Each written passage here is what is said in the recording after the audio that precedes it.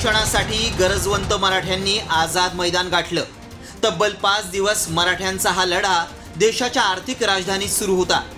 CSMT स्थानकापासून महापालिका ते मंत्रालय असा दक्षिण मुंबईत आंदोलकांनी चक्काजाम केला।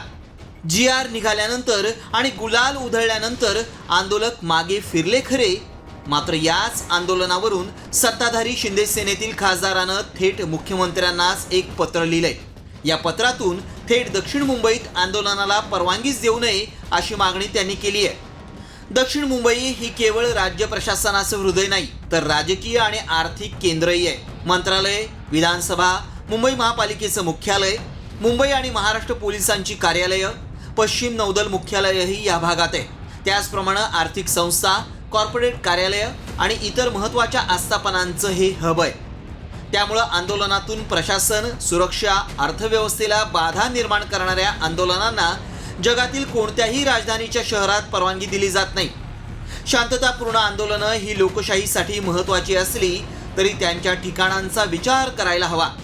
अशा आंदोलनांना परवानगी देऊ नये किंवा त्यांची ठिकाणं दक्षिण मुंबईपासून दूर ठेवावीत अशी विनंती। दरम्यान दक्षिण मुंबईत आंदोलनांवर बंदी घालण्याची मागणी केल्यामुळे विरोधकांनी देवरांविरोधात हल्लाबोल केलाय। आंदोलनाची तुम्हाला पोटदुखी का असा थेट सवालच राऊतांनी विचारलाय। तर श्रीमंतांना आंदोलन काय कळणार असा टोला जितेंद्र आव्हाड यांनी लगावलाय। जर महाराष्ट्राच्या कानाकोपऱ्यातून मराठी माणसाला आपले प्रश्न मांडण्यासाठी यायचं असेल मुंबईत, त्याला रोखण्याची हिंमत यांच्या बापात नाही, कोणात नाही। म्हणून तर आम्ही त्यांना पाठिंबा देऊ।